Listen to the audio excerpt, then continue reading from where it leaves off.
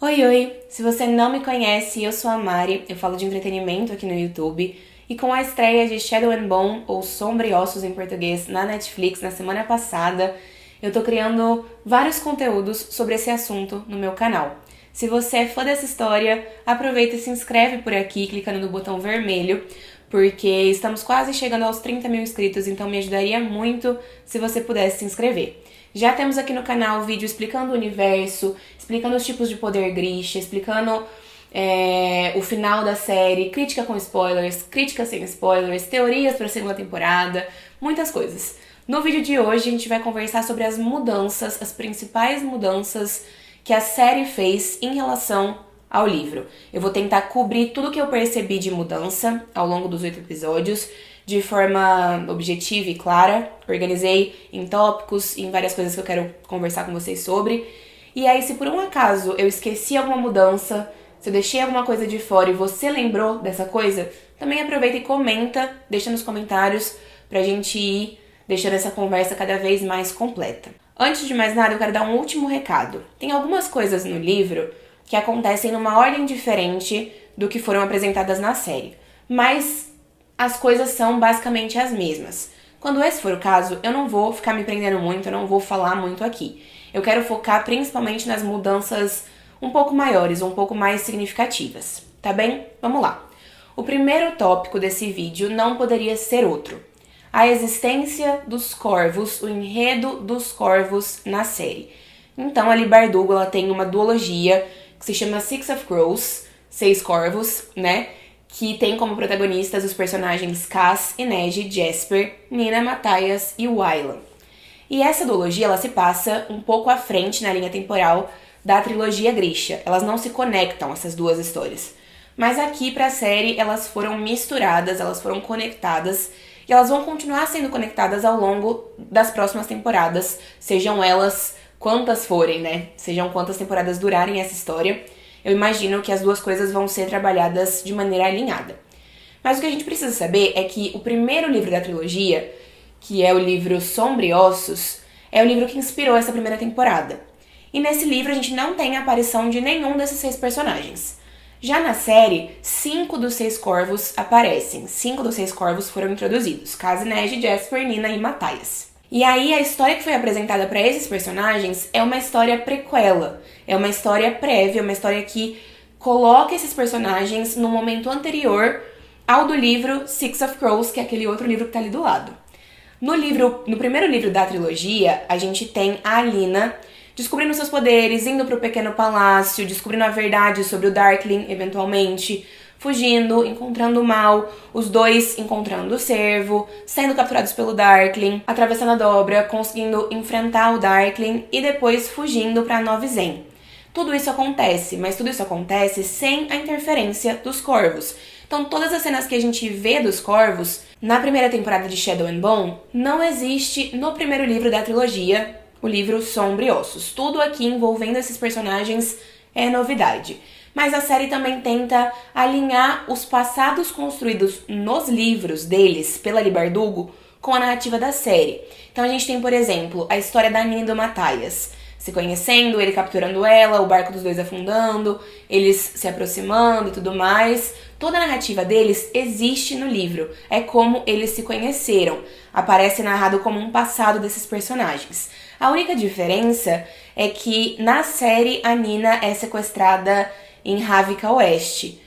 No livro, a Nina tá numa missão com a Zoya, com a Genya nas Ilhas Errantes. E ela ainda é uma novata, ela tá começando os estudos dela no mundo Grisha depois dos acontecimentos dos 3 livros da trilogia. E aí ela é sequestrada. Mas todo o resto que acontece com eles é exatamente igual, exceto o finalzinho da Nina conhecendo os corvos, porque não é assim exatamente que eles se conhecem. Mas a história destes 2 personagens é a mesma, só a origem, o início é um pouquinho diferente. Além disso, tiveram algumas alterações gerais no passado e no contexto geral desses personagens. Por exemplo, a Inej na série menciona que ela tem um irmão.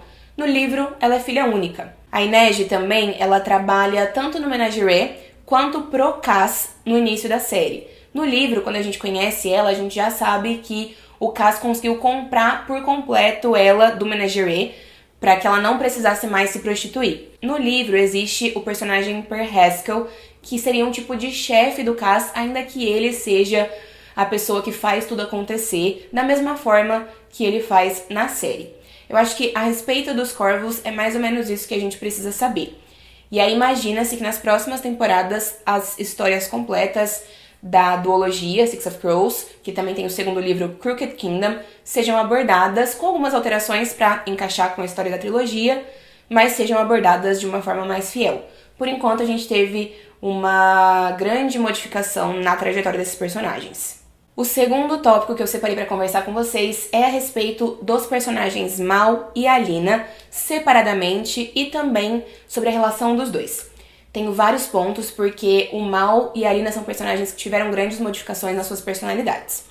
Primeiro de tudo, no início da história, o Mal e a Alina já começam o primeiro livro sabendo que eles vão fazer uma expedição pela Dobra. Ela não precisa sabotar os mapas para fazer a expedição junto com ele, como acontece na série. No livro, ela já está escalada para fazer a expedição junto com ele também. Essa é uma primeira diferença. Falando na travessia, na série, a travessia à Dobra das Sombras, ela é muito mais possível do que nos livros. Existe um mecanismo mais coerente, mais organizado para fazer a travessia. Nos livros, é praticamente impossível atravessar a Dobra das Sombras, ainda que você esteja com o equipamento Grisha, no início da trilogia. Uma grande mudança que tem na série como um todo, e uma das que mais chamaram a atenção dos fãs, é a personalidade do Mal. O que faz a história acabar seguindo alguns rumos diferentes. O Mal da série, ele demonstra muito mais a sua preocupação, o seu amor e o seu carinho pela Alina do que no livro. Na série, o Mal rejeita a Zoya no primeiro episódio. No livro, ele de fato transa com ela. O Mal, ele não hesita na série em seguir a Alina para onde quer que ela vá. Ele entende que isso é o que ele quer e o que ele precisa fazer ao mesmo tempo. No livro, ele faz essas coisas, mas ele tem uma personalidade mais reclamona. Ele não faz isso tão de bom grado quanto ele faz na série. Na série, ele é muito mais carinhoso, muito mais gentil, muito mais prestativo. Com isso, com a mudança da personalidade do Mal, a gente também tem uma mudança bastante efetiva na personalidade da Alina e na relação dos dois de forma geral.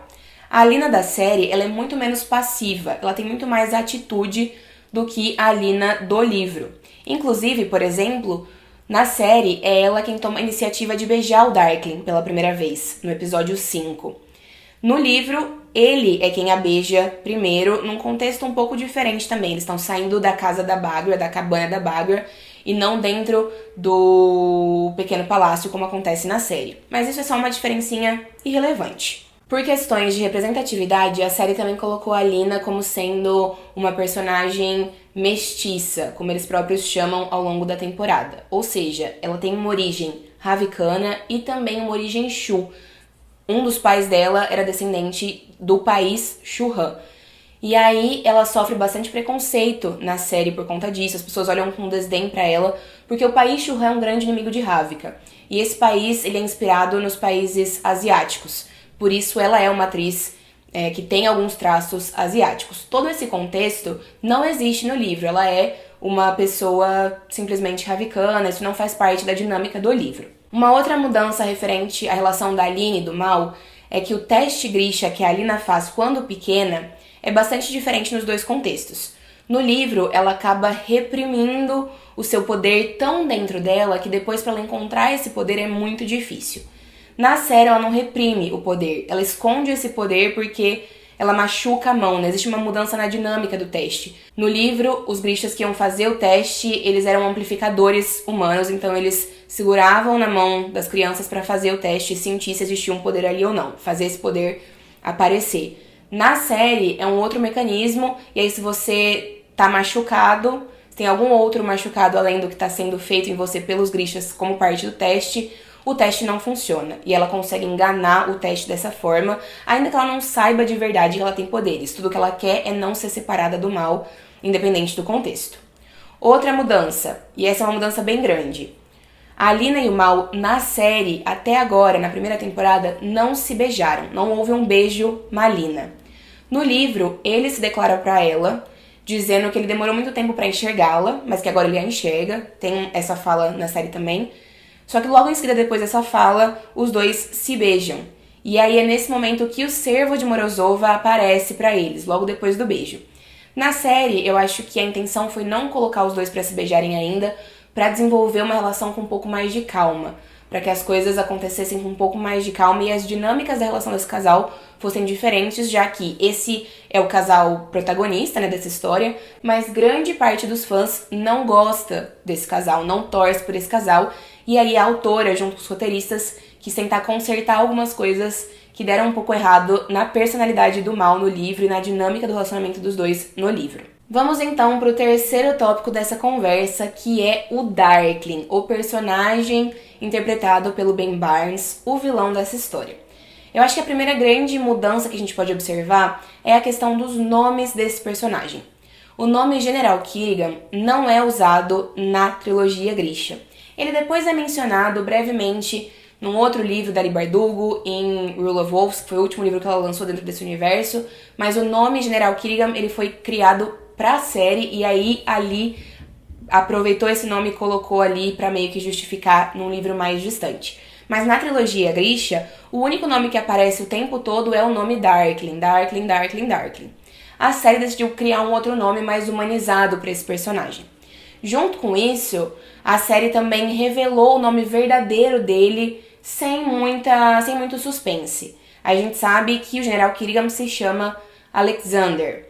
E aí, o momento em que o nome dele é revelado no livro tem muito mais impacto, tem muito mais peso, porque ele revela apenas pra Alina, as pessoas não sabem o nome dele. Então a gente tem cenas nos livros fazendo referência ao nome do Darkling que são muito poderosas. E a série tirou um pouco desse peso. Essa é uma mudança que eu não gostei tanto. Fico imaginando que na série, agora que esse nome foi revelado com tanta facilidade e de uma forma tão impessoal, as coisas vão ser diferentes. A série também dá um indício de que existiu um envolvimento sexual entre o Darkling e a Zoya. Isso não acontece no livro. E todo o passado do personagem, que é abordado no episódio 7, também não é abordado no livro. A gente sabe algumas coisas sobre o passado dele, mas como a trilogia é em primeira pessoa, a gente acompanha tudo a partir da perspectiva da Alina, a gente não sabe muito sobre as origens e sobre as opiniões e situações dos outros personagens. A série precisou então criar uma história de origem, de passado para esse personagem, com o objetivo de humanizá-lo e de justificar cada uma das suas decisões e escolhas também. Vamos então para o próximo tópico da nossa conversa, que são os amplificadores. Eu senti muita diferença na história dos amplificadores na série em relação ao livro, então é bom a gente conversar sobre isso também. Primeiro que eu acho que a série contextualiza muito pouco esses amplificadores. Não fica tão claro assim o que eles são, qual é a história deles, para que eles servem, qual a dinâmica. Eu acho que demora muito pra gente se situar na série. No livro, quem dá a ideia da Alina ter um amplificador de Morozova é o próprio Darkling. Ele mesmo fala pra ela que seria uma boa, porque ela não estava tendo nenhum controle sobre os poderes dela. Os poderes dela estavam muito fracos. Então é o Darkling quem sugere que eles procurem por amplificadores de Morozova pelo servo, que é o primeiro amplificador, para que ele possa de fato amplificar o poder dela. Claro, ele não revela as intenções dele para isso, né? Ele não revela que ele quer usar nela para controlá-la, que ele quer matar o servo, da mesma forma que ele faz na série, mas a Alina está ciente que essa busca está acontecendo.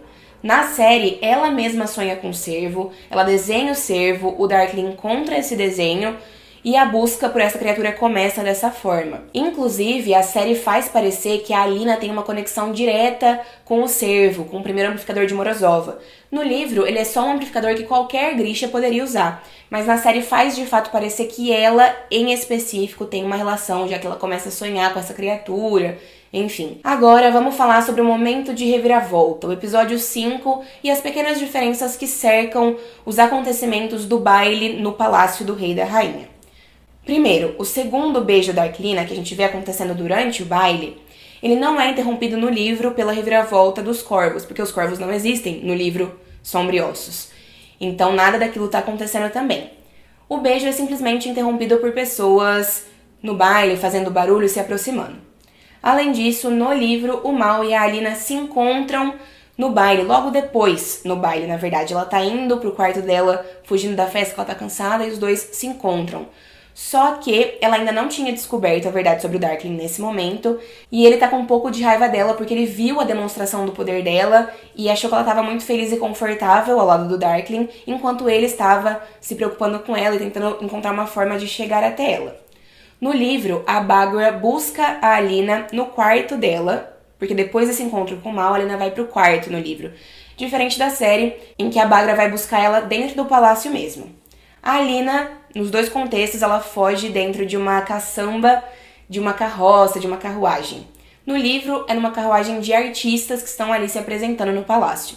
Na série, ela foge na carruagem dos corvos, na carruagem que foi roubada pelos corvos. Um outro episódio que apresenta algumas diferenças em relação ao livro é o episódio 8, o último episódio. Na verdade, o final da série apresenta algumas mudanças em relação ao final do livro.